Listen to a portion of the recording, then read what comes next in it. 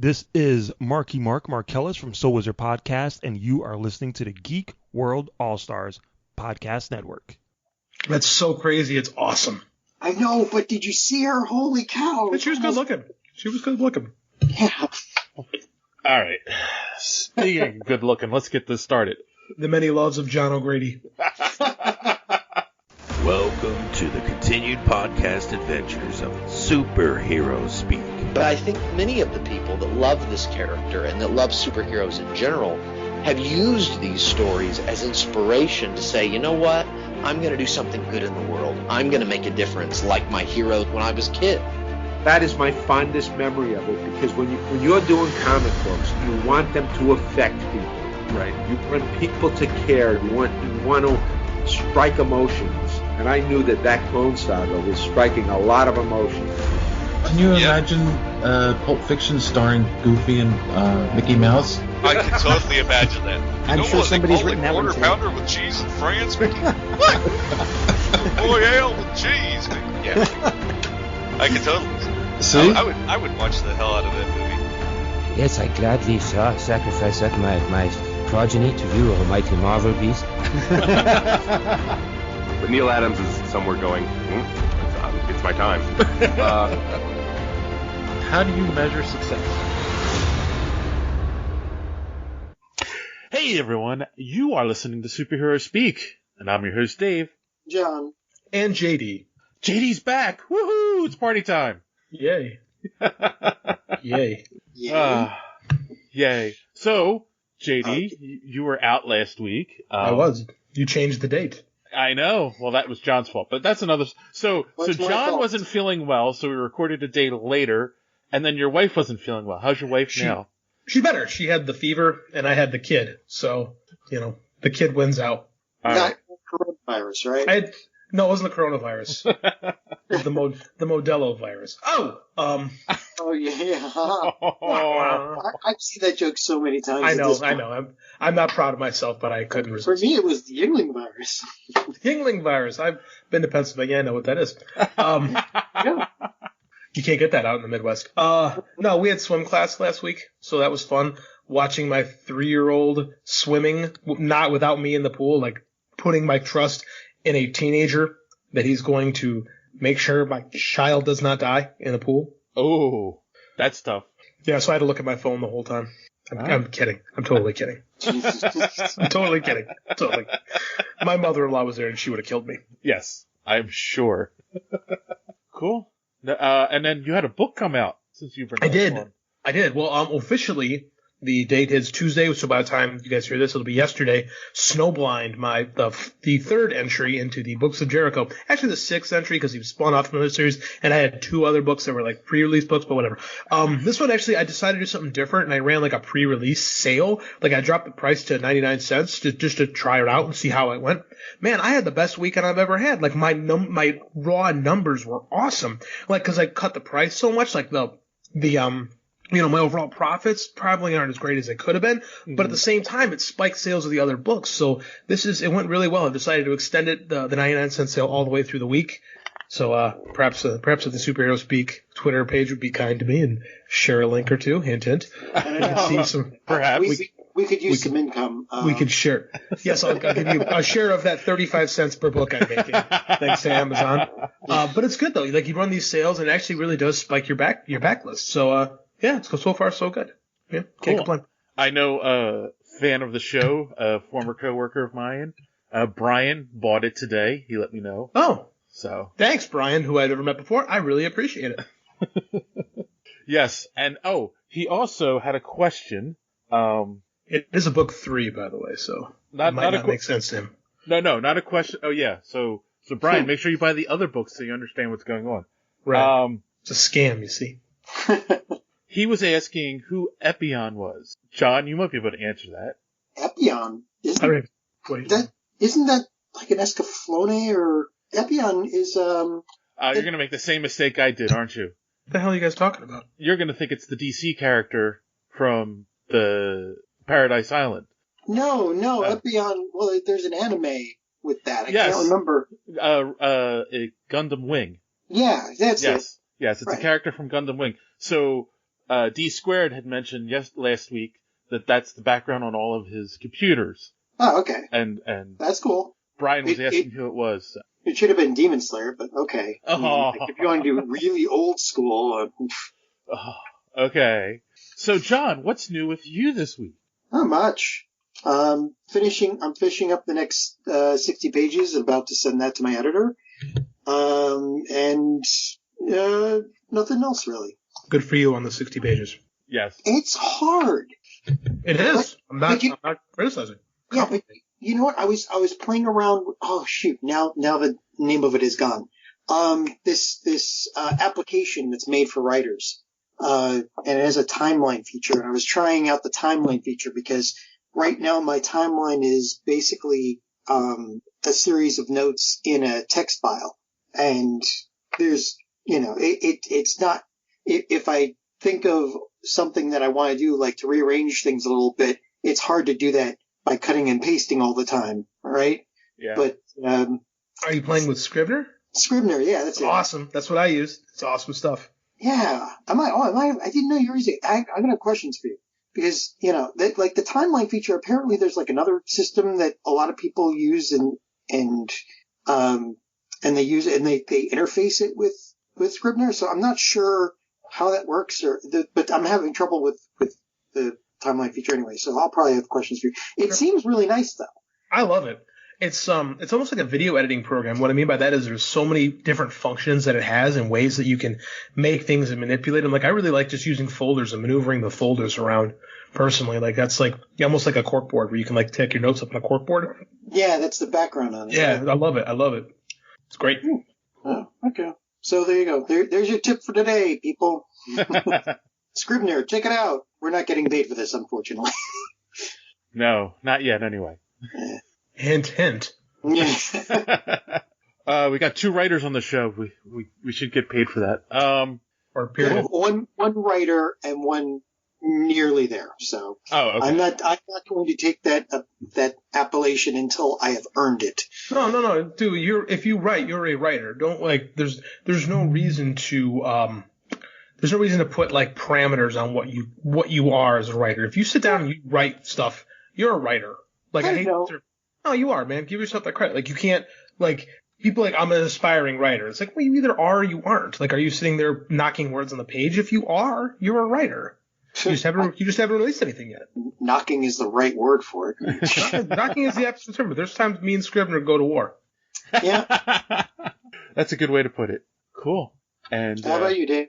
Well, I have so far been keeping up with my workouts. I went Monday, Wednesday, and Friday last week. I went this morning. So I thought I heard Eye of the Tiger playing somewhere in Pennsylvania. I see that on your Facebook page every morning because I too am at the gym early. Yeah. Well, that was the thing because the thought process was get there early before it gets crowded. There is a group of people now that I see there every morning. I'm there, so well, good. Yeah, no, it's and it's funny because my son goes with my son missed one day last week, but he went this morning and he's pushing himself too. So that's good. We do weights and then weight machines and then we go and do the bike afterwards. And he did the bike for 3 miles on level 2. For him, that was a big step, So for someone who doesn't ever work out, so it was good. It's I know I'm going to feel this workout tomorrow. Yes, you will. That's a good thing. You should feel your workout. Being sore is just the body's way to remind you, hey, you got stuff done this morning. Right. No, that's true. And then, other than that, not much is going on. But hopefully I'll hit my goal. What is your goal? You're not comfortable saying it? That's okay. Well, okay. My real goal, is to get down to, how many pounds do I need to lose? 80 pounds to get to what my doctor wants me to be. Rock. And, but what I would like, and I put this on my Facebook page already, I would like to be able to cosplay at New York Comic Con this year as Thor. So, Oh, cool. Lebowski for Thor? Oh, I can do that now without any, much makeup. No. You are a dick. No, what Chris Hemsworth looks like without the fat makeup on. Jeez. Yes. So it's crazy, and I fully expect to not hit it, but it's what keeps me motivated to keep trying. So. You know what you do? Start bringing a Mjolnir to work to the gym with you. Yeah? That'll get you motivated. And if anybody says anything untoward to you, you can just bop them with a head with it. There you go. You can also bring a claw hammer, but that might bring some attention from the police. Yeah. Yeah, well. Just a little bit. So yes. So hey, you know what? I mentioned my Facebook page. That's a little bit of social media madness. Oh God, I'll be back in 10 minutes. Yep, madness, that's for sure. So we he wasn't kidding. He just left, so okay. What? No, nothing. Yes, go ahead, Dave. Let's get this over with. Rip the Band-Aid off. We had talked about Star Wars, or Lucas had wanted. I always say his name wrong. Taika Waititi. Taika Waititi to direct a Star Wars movie, and Shane Beauregard, a repeating offender, said no unless they give him complete creative control. So I get that. I understand that point of view, right? And we got a story, I think, for later on that kind of talks about creative control for directors. Yeah, I was going to say, Marvel is not known for that. Because they don't, but he's good at playing within the system. Yeah, he is. I mean, but if you look at, like, Thor Ragnarok and how that was such a departure from the first two Thor movies, you know. It was, for sure. But they also just kind of lifted the premise from Planet Hulk and just kind of repurposed it for Thor. Oh yeah. No, that's definitely true. But yeah, so we'll see. I think it'll take a lot to coax him into doing it though too. I think you need a really good script to get a director interested at this point. And who knows where they're going to go with stuff. We had talked last week about Patrick Stewart was approached to possibly reprise his role as Professor X, and he turned them down. And we had asked our audience who we thought might make a good replacement for Patrick Stewart, and John and Kevin at Big Stupid Podcast said Bryan Cranston or Jason Isaacs. Bryan Cranston we kind of kicked around last week. I don't know, though. You know what? I think he might... Because, we've had problems with, the last few movies and all that, and I think he would give it gravitas that we've been missing in the Star Trek universe. You mean the X-Men universe? Well, yeah. Them too. Possibly. Well, I can't see him bald. Well, he can do bald. We know that. I mean, I like the idea when they were kicking around the idea for him as Lex Luthor. Oh, you know what? You know what'd be perfect though? Is if he did. Oh, yeah. Okay. So Bryan Cranston as Professor X playing, Rex from Supermansion.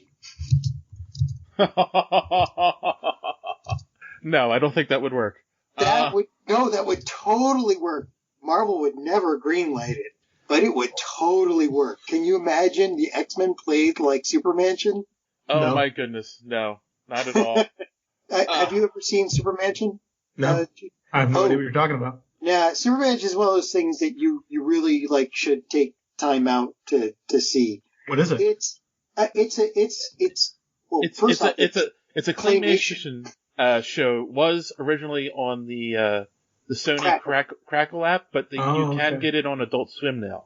But it's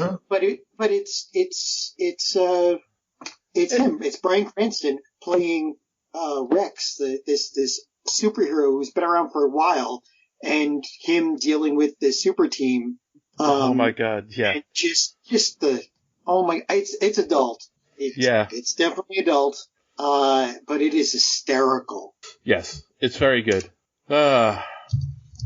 Speaking of things that are funny, not really. So we talked about also that Andy Muschietti, the director of the Flash movie, has confirmed it will be a version of Flashpoint.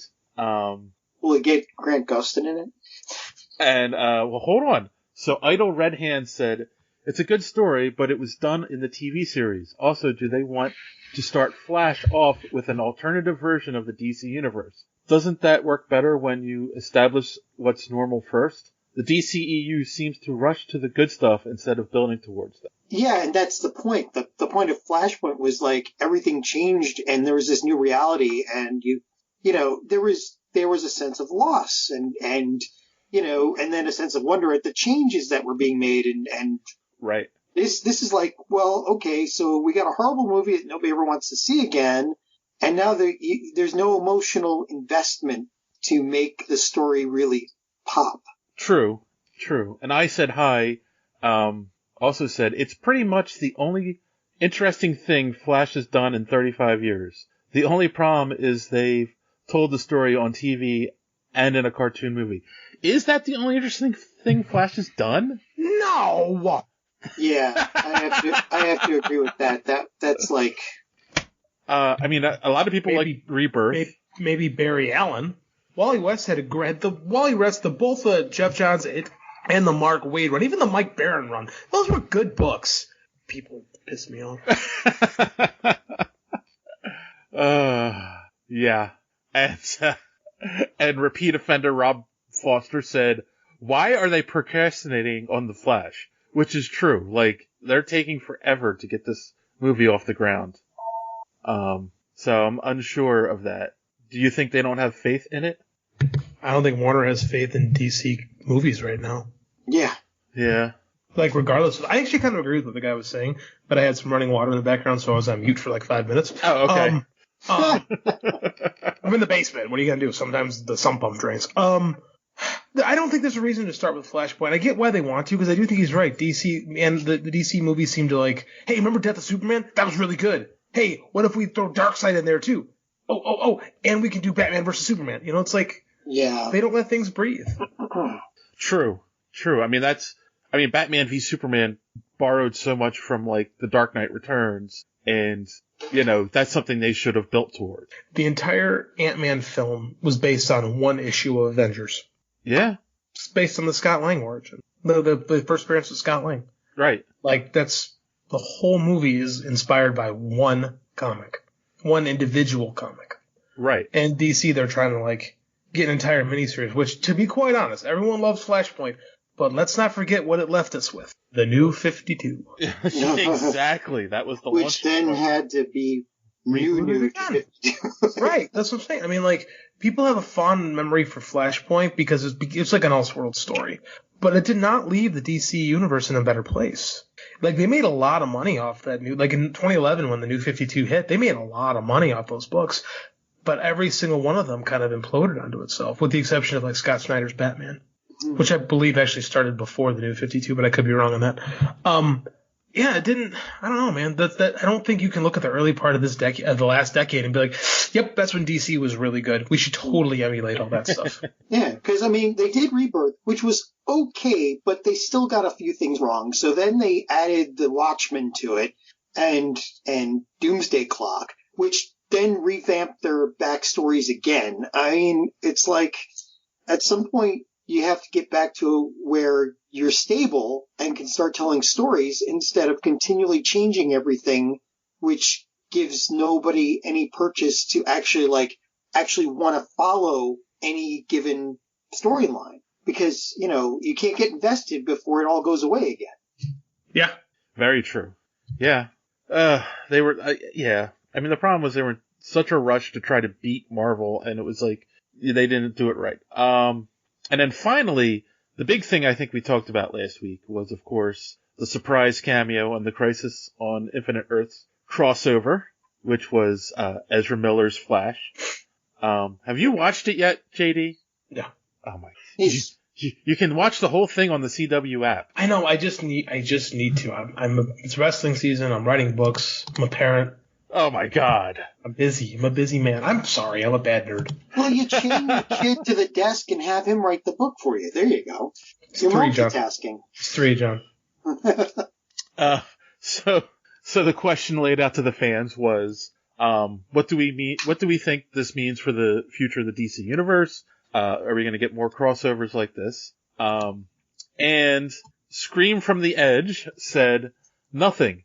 They just thought it would be cool, and Miller was into it. Probably. Yeah, but the thing is, when you read the story about it, Warner Brothers actually called up Berlanti and asked him if they would include a cameo with him. And Berlanti, who I guess they were like just finishing up post, said, we'll fit it in. Right. Like, just was like, yeah, don't worry about it. We'll fit it in somehow. Now, granted, I think, part of that is they want to try to keep some buzz going about Ezra Miller's Flash to keep momentum going towards a movie. But I honestly think they make Grant Gustin better. They tied so much of all the DC stuff into this crossover. Warner Brothers was like, well, we've got to include the new movie universe, you know? Yeah, because it would look weird where you've even gotten stuff like Birds of Prey from the 90s references in here. Right.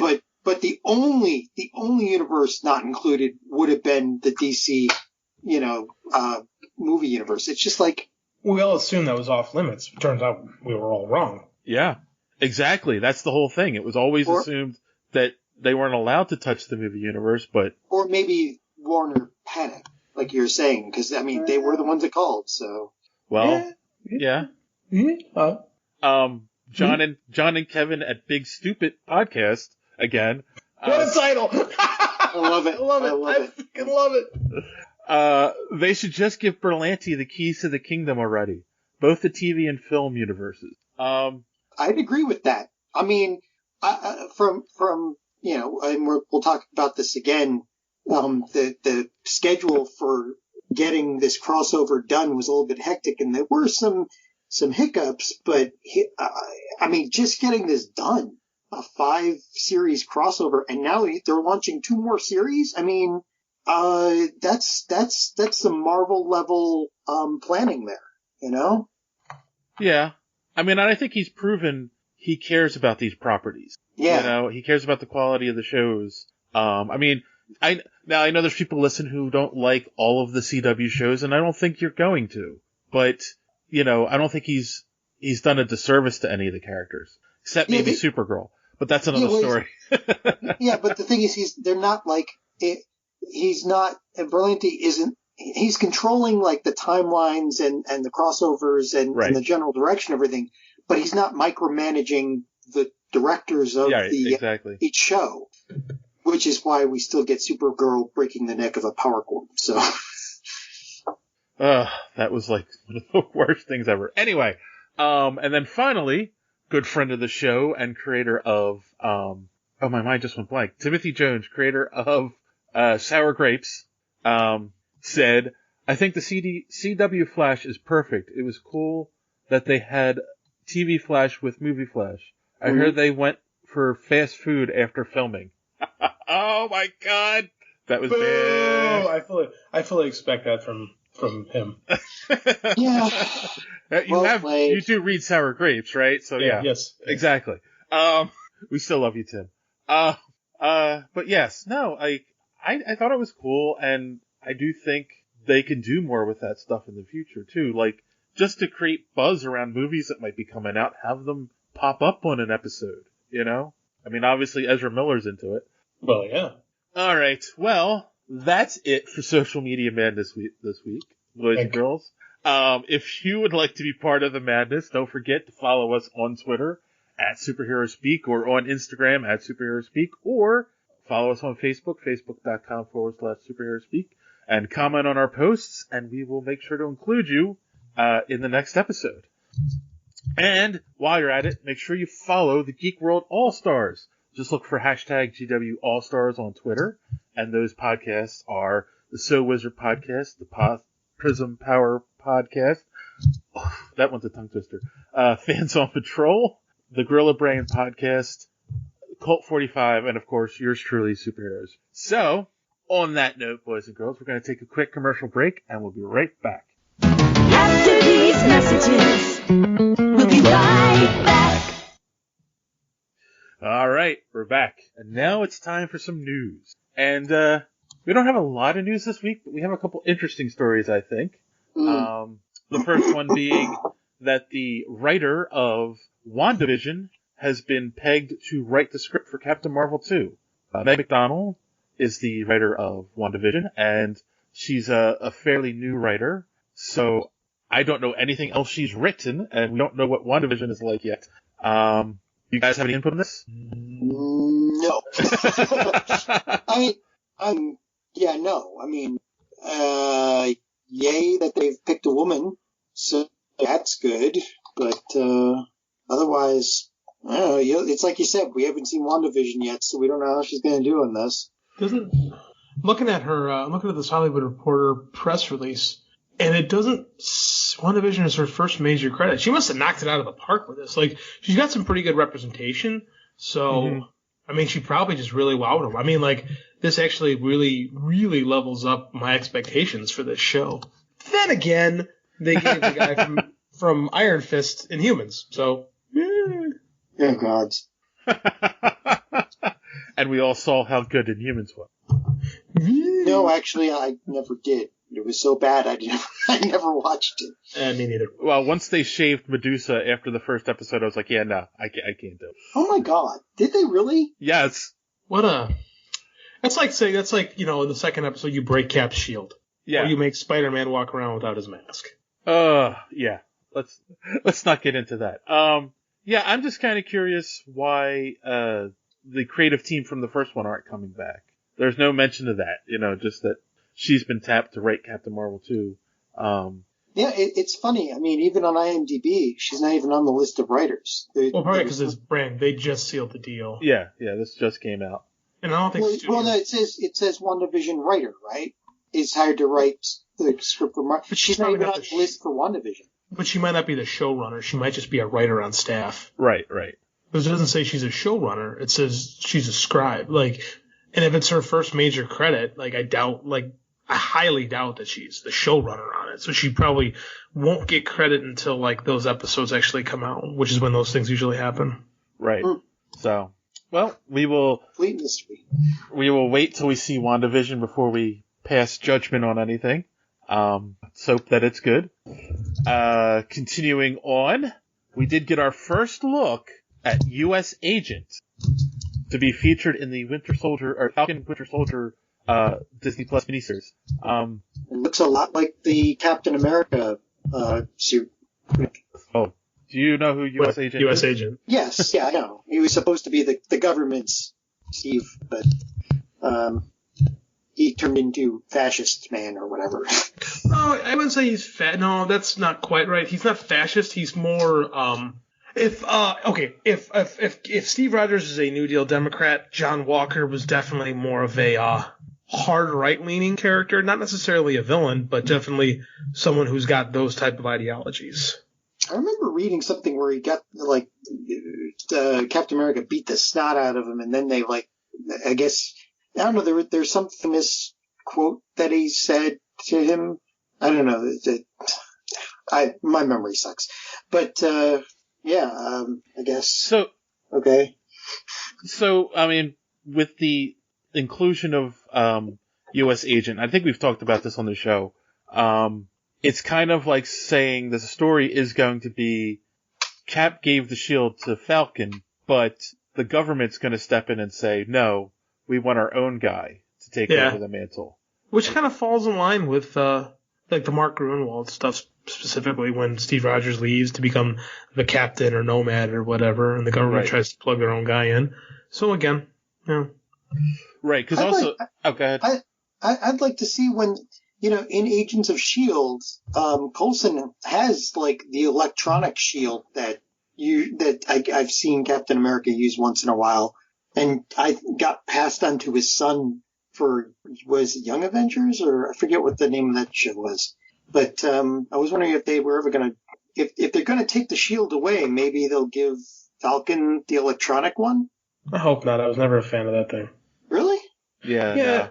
Yeah, that's the Kurt Busiek era shield or Cap, and it's a cute idea, but it's just, the shield is iconic. Oh, I know, but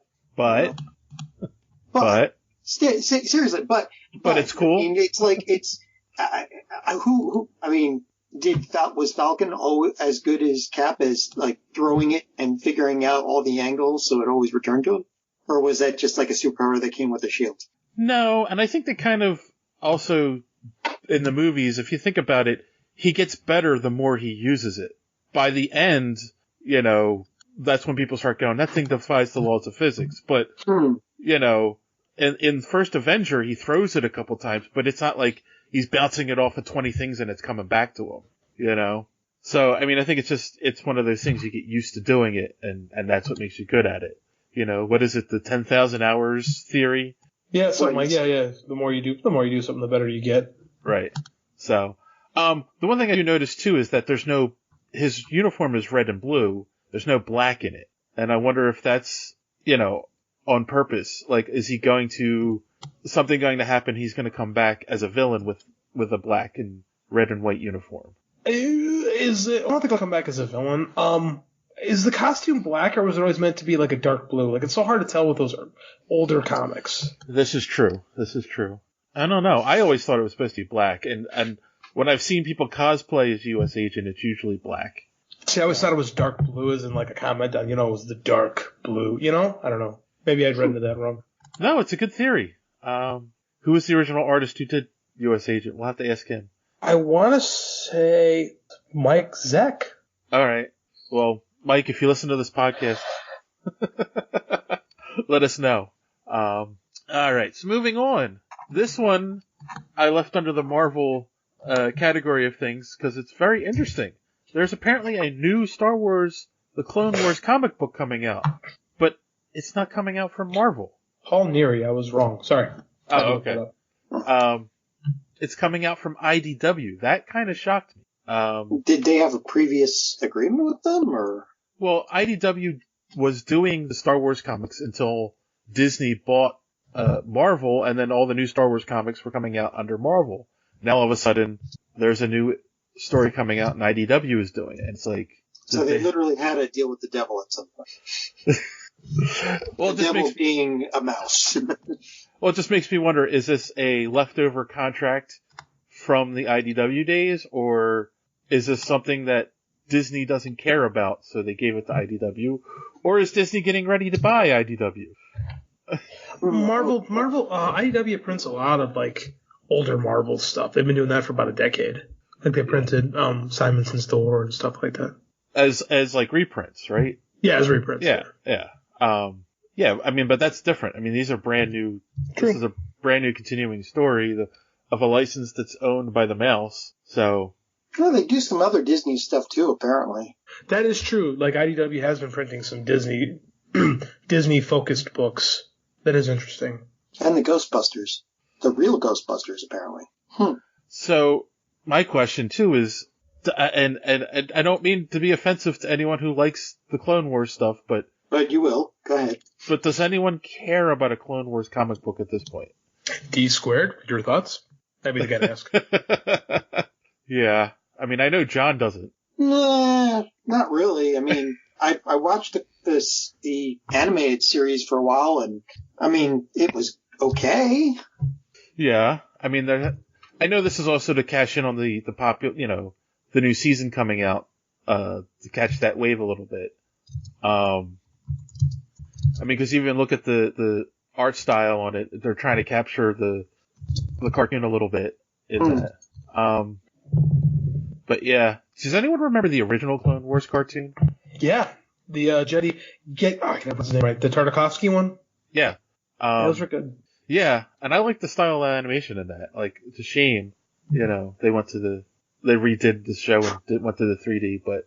Well, it was so his style, that Samurai Jack style. Yes. Yeah, Samurai Jack and Symbiotic Titan. Also Powerpuff Girls. Yeah. Yeah. Great show.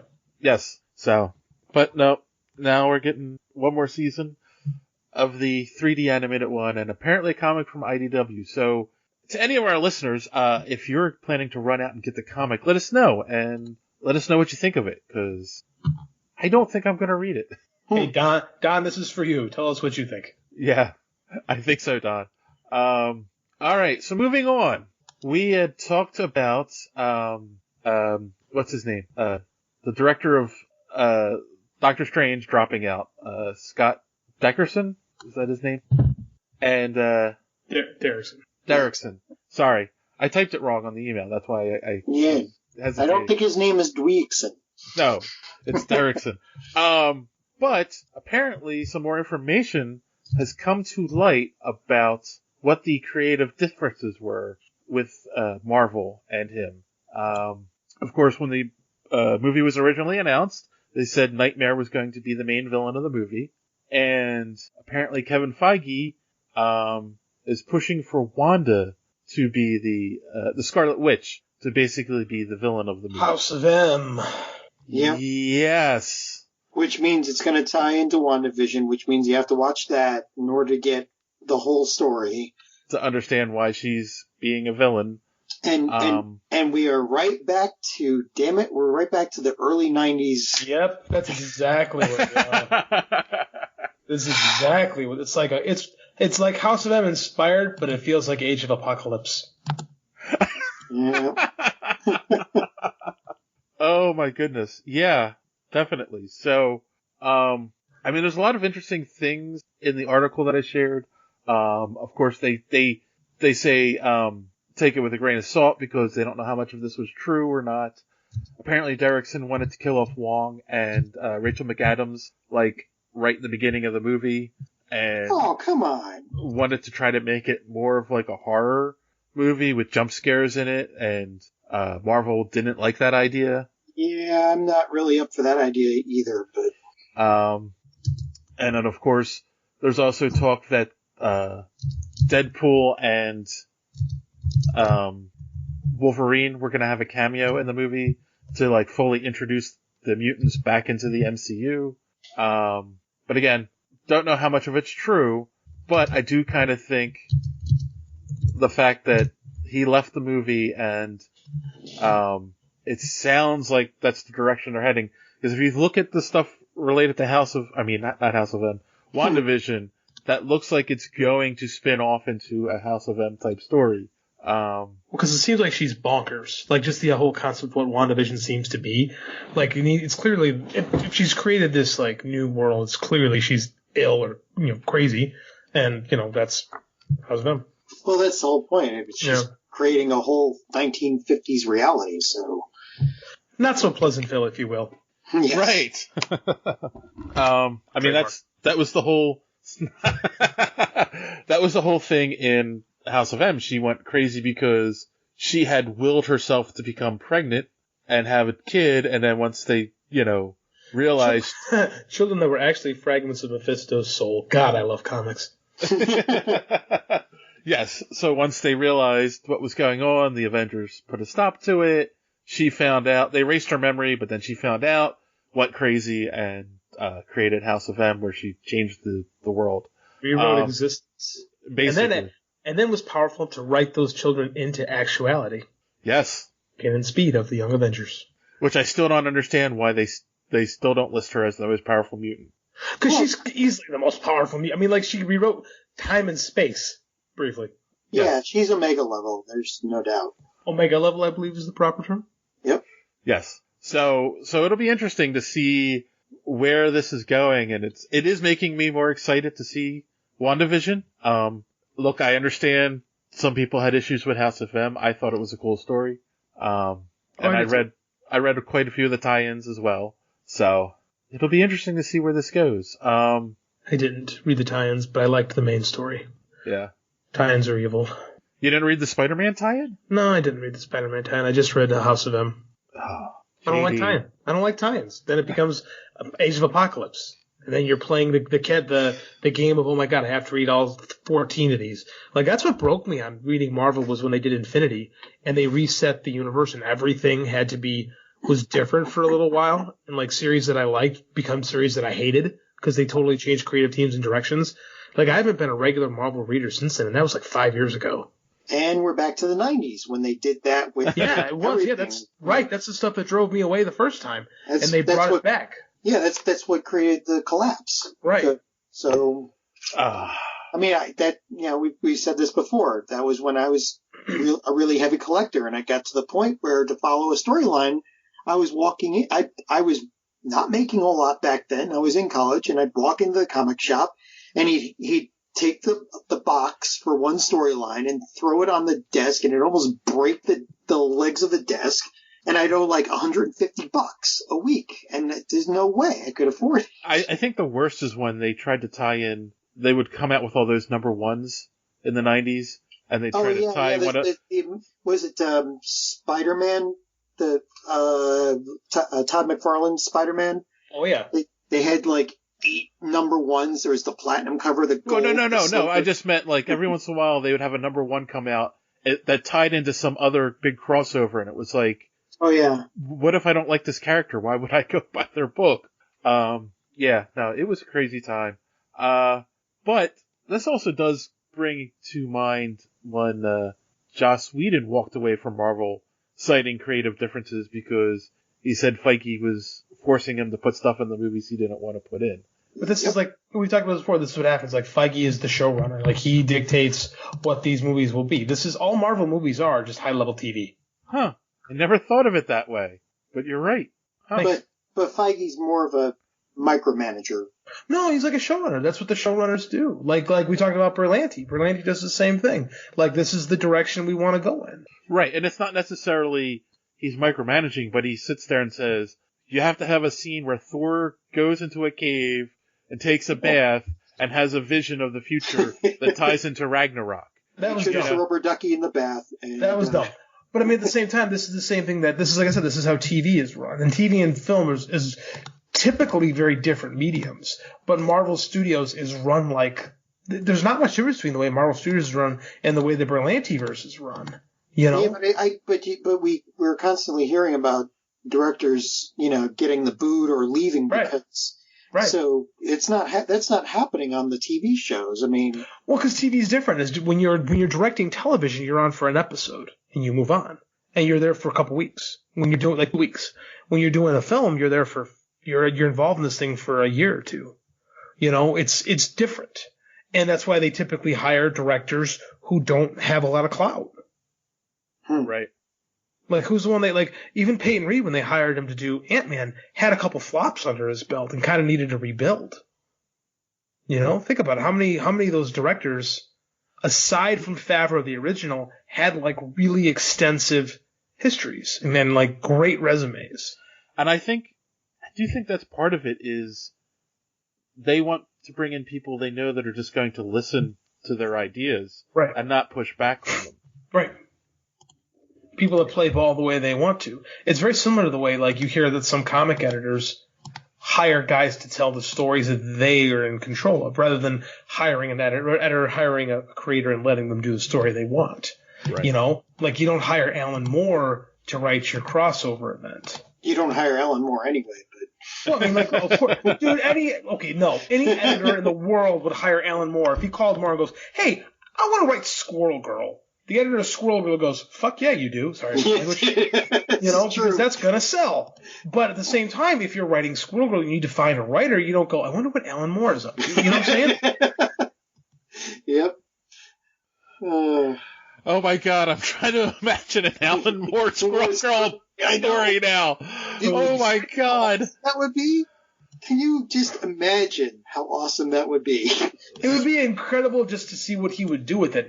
It would be something either slightly perverse or completely wholesome.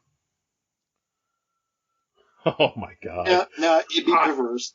Look at his work on Supreme. His Supreme run is straight up Silver Age superhero stories. He can do that. Sometimes you don't want to. Oh, man. With Squirrel Girl, I have no idea what he would do. But you'd read it, right? Everyone on this show. Okay, Dave. Twitter poll. Would you read Alan Moore's Squirrel Girl? Yes. Of course you would. Everyone would. I think exactly. We're definitely going to do a poll, and I think we're going to ask, which writer would you like to see take on Squirrel Girl? And we'll do Alan Moore, Frank Miller. That would be dark. Todd McFarlane, and come on, give me Jim Lee. No, Gennady Tartakovsky. Grant Morrison. Grant Morrison. Oh, there God. you go. Oh, yes. Grant Morrison. All right. Now that would be amazing. Grant Morrison, Squirrel Girl. Oh, all right. Yes, we're going to put the question to you, our audience. Looking forward to that poll. Hey, Marvel, you're welcome. Oh, speaking of craziness and Marvel, so we had talked about a bunch of cartoon series that were announced for Hulu not that long ago. Yes. Bummed. Among them was MODOK and Hitmonkey, plus Howard the Duck and Tigra and Dazzler. Well, Howard the Duck and Tigra and Dazzler are dead on arrival. They have canceled those series before they even really got going. And they're also saying that most likely The Offenders, which I believe was the Kevin Smith headed cartoon, will probably not move forward since, it was supposed to be like a team up of all of those characters. Is this a fallout of the Jeff Loeb leaving Marvel? Yeah. Yeah. 100%. Yeah, I had a feeling this was probably his baby. Which is weird. Like, I don't know. It's strange that, because in my mind, all you're doing is hurting the people who are working on those shows because... Yeah, but you don't want to spend money on projects you don't believe in. Oh, that's true, too. I don't know. I kind of wanted to see a Howard the Duck Me too. Cartoon. I did too. Everybody did. Now there's an Alan Moore project. For real, I bet Alan Moore would write the hell out of Howard, like a subversive Howard the Duck. A little bit more in Gerber, like You kind mean of what more Gerber did. subversive because that's the whole point of the character. But I mean, yeah, exactly. Like Alan Moore style subversive. Like I bet it would be damn entertaining.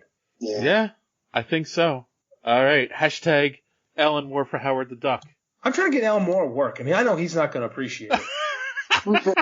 No, because then they're going to turn his work into movies that he's going to hate. So he missed out on this Watchmen. I really do think if Alan Moore wasn't Alan Moore, I do think he would like this Watchmen adaptation. I really do. I love this shit. That's what I have been watching. Yeah. No, I think you're right. Well, speaking of people who are missing out on work, Hugo Weaving. Oh, I thought you meant me. Was recently revealed in a couple of interviews why he was absent from the Avengers movie, why it wasn't him who played Red Skull, and why he will not be in Matrix 4 as Agent Smith. So the Matrix 4, basically, it's a scheduling conflict. He is going to be working on a production of the play The Visit, and there won't be enough of a break for him to be able to go and film The Matrix. There's a conflict there. Okay, that's good and understanding. Apparently, the Red Skull issue was that Marvel had promised him more money to do more movies, and then when they asked him to come back to do Infinity War, it was actually less money. Well, I mean, they are struggling. Yeah, I mean, they could have gone through their couch pillows to see if they had anything more for him, but. So then they hired Ross Marquand, who's one of the greatest impersonators in the world. A small, true story. I actually edited a film, his first movie that he ever was in. Really? Nice. That's a little movie called, I believe it was called Happily Ever After, about 10 years ago. Yeah. Super nice guy. Yeah, this would have been. Am I the only person that thinks that Marvel kind of screwed up by not making Robert Redford in Winter Soldier Red Skull? Yes. Oh, Yeah. No. I think you're right. That would have been like the ultimate reveal, and that would have been pretty cool. Yeah, I mean, I guess the downside of a character like Red Skull, since it's such a heavy makeup role, like anybody can be him. Anyone can be him. Right, exactly. So that's, Marvel's played hardball, and he said, no, I don't want to take it for less money, so they just got an impersonator. Yeah, I don't know, it's a shame. It's a shame when talented actors get screwed over like that, I think. Because I can't think of anything he's been in that I haven't liked him in. Well, Matrix 3, but... Oh, yeah. But that's not his fault. No, not his fault. No, not at all. But... So how bad is Matrix 4 going to be? Like, I don't know. Unless do we really care anymore? The storyline just got progressively worse and worse, and now... It was such a good first movie, and they totally could have left it alone, and nobody would have said a word negative about it.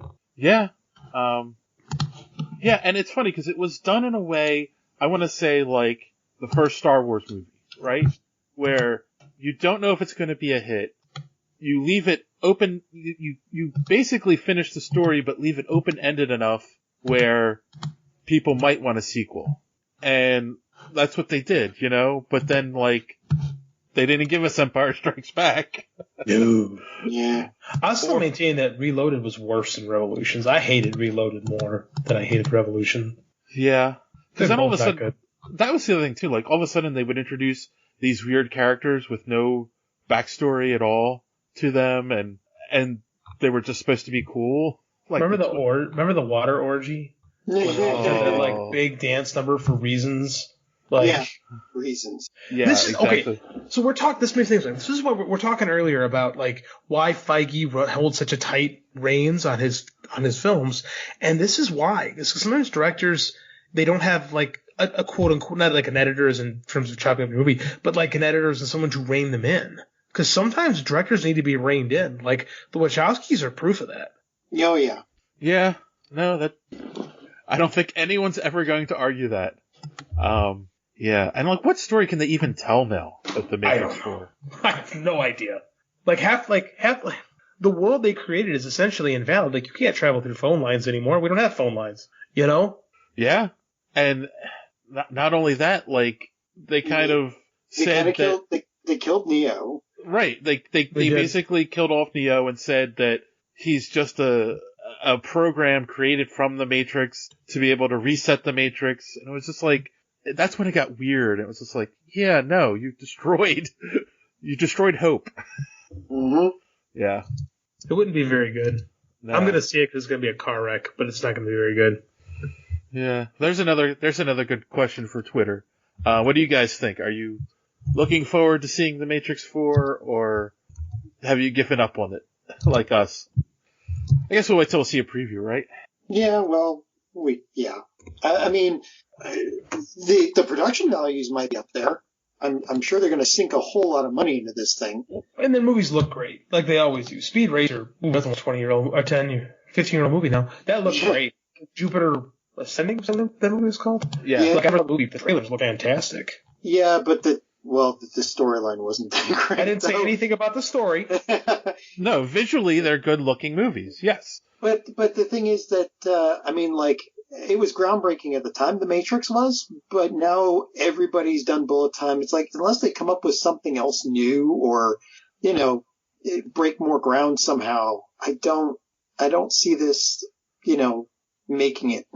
I have a friend who saw The Godfather, like, way after he'd seen all those other mafia movies, and when he saw it, he was like, meh, you know, I kind of seen it before. And you're like, yeah, but this is where all that came from. And he's like, yeah, but I saw it already. Right. And exactly.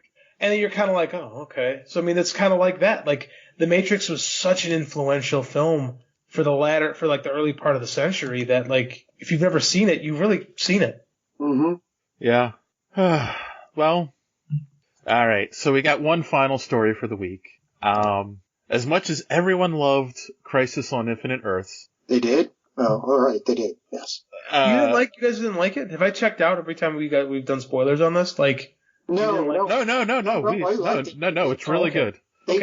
For what they've done before, and like the first few crossovers on the CW weren't that great, but they've gotten progressively better. This one, I mean, there were a few things that were cheesy, but for the most part, with the budgets they had, they did amazing. Oh, I thought you were being facetious. No. So there was one person who wasn't happy with how things ended up, and that's Stephen Amell. He was on Michael Rosenbaum's Inside of You podcast. The other person who didn't show up for the crossover. Didn't get enough cheddar. Yeah. They didn't offer him enough money, and they didn't give him enough information on what his part would be. But he basically, so he wasn't necessarily saying he didn't like the crossover. He was upset with how it had to be filmed due to timing, and there's basically that you know what happens to Green Arrow right at this point. Oh, he does. Yeah, he does. Yes. He did. He sort of dies. I mean, he technically could come back because he was the Spectre. So see, now you just spoiled it. Well, I didn't know that. Thanks a lot, man. Oh, I'll let it slide. No, he's dead. He's definitely dead. But his whole thing was because of the timing and whatnot. Some of the actors weren't there during those scenes, so he had to act to tennis balls, and he's like, that just makes it harder because you're not getting reaction back from other actors, and it makes it hard, especially when you're doing an emotional scene like that, which is, I guess, the downside of a big crossover like that, because apparently the other shows were starting to pick up for their next episodes, so the actors had to go and film their other episodes while he was doing this by himself. Which kind of sucks. Yeah, I was going to say, since JD... go ahead, John. No, like I said this before, the schedules that they had for these crossovers, like the Arrow production crew was basically, putting everything in boxes when they got the call for Ezra Miller. And they had to do that with the production crew from The Flash. Right. And was it? Yeah, the article that we were looking at, that this was done, I think this was done with the Flash production crew too, right? Or was this Arrow, but they were supposed to have people there from the other shows that were also on set the next day, and his thing was it's taking place on the Supergirl episode, so it should have been the Supergirl crew helping, but they were doing the next Supergirl episode while they were trying to film this scene. Yeah.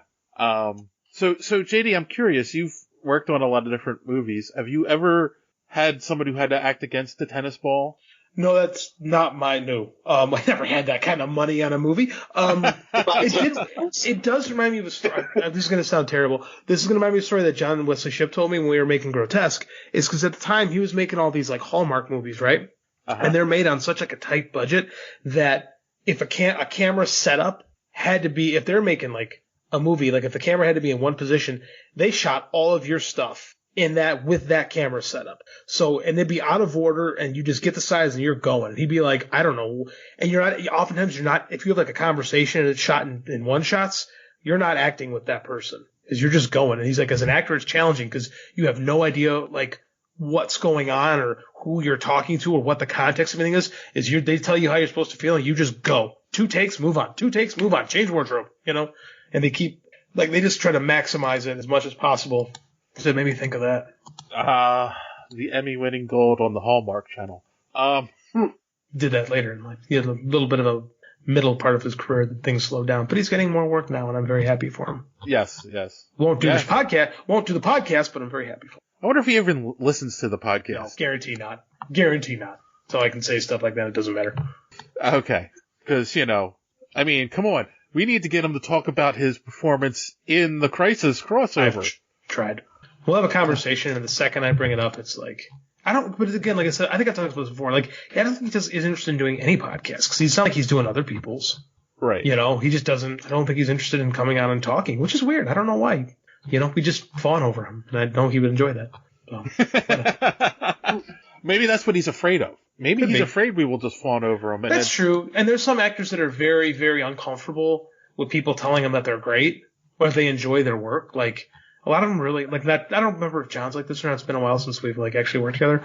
But I mean, like, some actors are just like, please don't tell me things. But that's the whole thing. I mean, people who listen to the show know that we don't usually fawn over people. No, I know. I was kidding when I said that. No, but it's true. I mean, and we've had other actors from the CW shows on this podcast, and we don't fawn over them. It's just like, I did drool a little over Matt Letcher, so Yeah, well, I thought you were talking about a cosplayer. Sexy crazy. Anyway, zing. I know it's an all-fair conversation. But yeah, no, because I think we've all talked to enough celebrities and creative people that we realize at this point they're just people. We're just going to have a conversation with them, Well, unless it's Marina Sirtis and then just bring some dark chocolate. That's true. I mean, the only person I ever almost fawned over was Kevin Conroy, but that's a whole I other got story. fawn over someone. It might as well be Kevin Conroy. Well, yes. Well, I kind of lost it over David Bradley. Yeah. I was. Yeah, you were crying. Oh, I mean, no. I wasn't crying. I was weeping openly. There's a difference. Oh, okay, good. But anyway, we are way off topic now. That's what we do. So yeah, no, and I thought his performance was fine. I understand what he's saying about having to act against the tennis ball. But Steven, don't worry about it.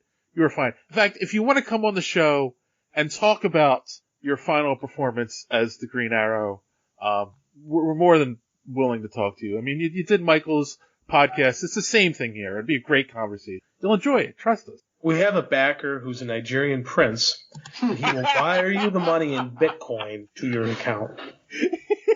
Trust us. Oh, yes. Anyway, so that's it for the news this week. I think we can wrap up. You guys have any recommendations for our audience this week? JD? Snowblind available for 99 cents currently on Amazon. ABC. Easy as 1, 2, 3. Do, re, mi. Please feed my child. It's only I'm getting 35 cents. That's all I ask. Just 35 cents a book. You can support a 99. Well, let's not be real. 99 of your cents. I'm only receiving 35 of it. Jeff Bezos gets the rest. Hey, you gotta dance. You gotta dance where the floor's at. Yeah. Yes. Can't disco in the street. People arrest you for that. No, you can't. All right. So check out Snowblind, people. How about you, John? Anything? I finally found an anime that I liked for the new season called Inspector. Yes, it's not really a cool name that JD's really expecting. Highly disappointed. I didn't even get a gadget in there. I know, and it's like even like the other one. The only other one I have to recommend is Radiant. They're on their second season for the season, and it blew up. I mean, it went from fair to middling to a really excellent storyline. But yeah, they're only like, Radiant and Inspector. Well, I'm waiting for the next How I Met Your Slime or something. Met Your Slime. Well, it's that or Slime Art Online or that time I was reincarnated as a slime. They're all because it's like JD said. Some of these titles are just absolutely ridiculous. Like the what I'm really waiting for is the third season of Is It Wrong to Try and Pick Up Girls in a Dungeon? God, I love Japan. It's the best. Japan is the best. Oh, all right. Well, I will recommend, if you haven't done so already, make sure you subscribe to our podcast.